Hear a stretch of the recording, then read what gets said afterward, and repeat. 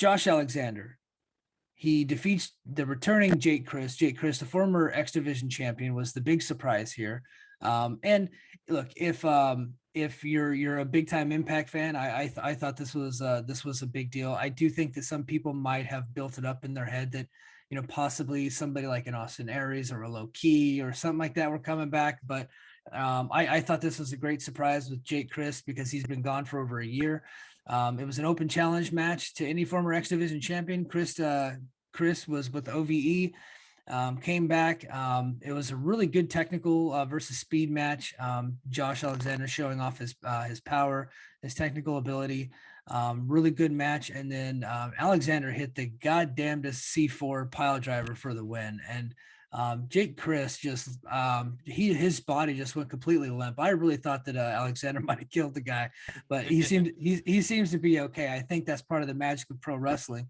The way that they did that though, man. But I thought this was excellent. And then afterwards, there's an interview in the ring with Miller and Alexander, and he asked why he made an open challenge. Alexander said it was necessary if he wanted to leave a legacy on Impact, and what it took to be able to defend every newcomer and every other man that has held that championship before. And he wants to be in the conversation as the greatest X Division champion ever.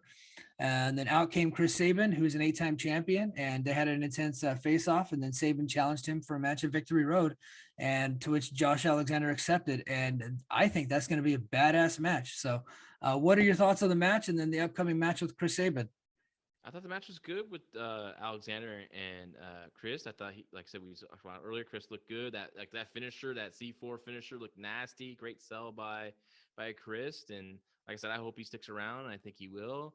And Sabin has been really pushed well recently in the last few weeks. So him coming out and challenging Alexander, and plus being his history with the company, all the championships he's won there, it feels like a big match for Victory Road. And so that's definitely I think they're gonna go out and kill it. And I'm looking forward to that one for sure. I mean, Josh Alexander is the highlight of the show, in my opinion. There's a lot of good talent on the show, but like what I've been seeing from Josh Alexander this year is like he's gonna come through with a really damn good match, and you don't want to miss it. Yeah, I mean he's having one of the great years in company history, I would say. It's reminiscent. I mean, obviously because of the ratings differential and things like that, but it kind of reminds me of the initial run that Samoa Joe had as X Division champion, where he's just kind of running through everybody.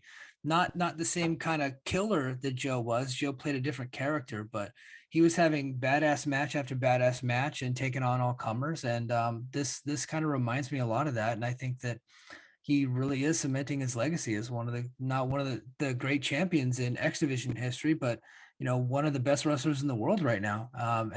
At the same time that Impact was airing, I have not seen it yet. I'm going to try to find a way to watch it, but Alexander had apparently a 60-minute draw at AAW out of Chicago with a guy named Fred Yehai. And apparently they just tore the freaking house down. So, I mean, I think he's absolutely one of the best wrestlers in the world right now, bar none, Yeah, he's great. And I think he's that, you feel with him, with Josh Alexander, he's that guy that if you're not an Impact Wrestling watcher, you know him and you're interested in him when he's doing. So if you ever get him, and this is why I always thought he should be the guy that defeated Kenny Omega for the title, I thought he would have been the guy that people would have said, oh shit, Kenny Omega versus Josh Alexander at Bound for Glory, title for title, X Division, Impact title. I thought that would have been huge personally, but they didn't go that route. But God, he's the one that definitely brings some new viewers to the product. So let's hope they do, because it's been a good show. Yeah, and anytime that you start making somebody into like an all-time legendary champion, people are going to take notice of that. They're going to want to see that. People like history. People like statistics. Look, I think Nick Aldis is a good wrestler, and I think he carries himself like a star. I don't think his matches are really typically all that interesting. A lot of times it's like very middle of the road match wise, but he carries himself like a star. But the story of his NWA title match with Trevor Murdoch, not only with the retirement stipulation, was that he had held the title for almost 1,000 days. That was historic. And to see him is a historical thing. And that actually brings, viewers and eyeballs. If they can build Alexander to be, one of the great champions in company history, and that word gets out, I think people are going to kind of flock to that story because that's something they can get behind. You know what I mean?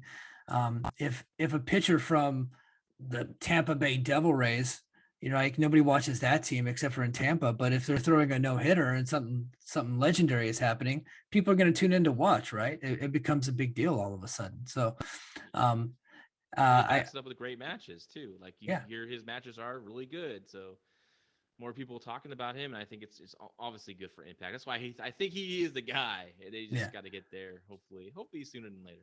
Yeah, and apparently he's going to wrestle somebody from AEW at the show. I don't know if that's going to be Christian or not. Maybe they do the title for title with Christian, two Canadian boys, both I think from the Toronto area. So that would be cool. Or maybe I think I had the idea of Phoenix or Pac or somebody like that. I don't really see.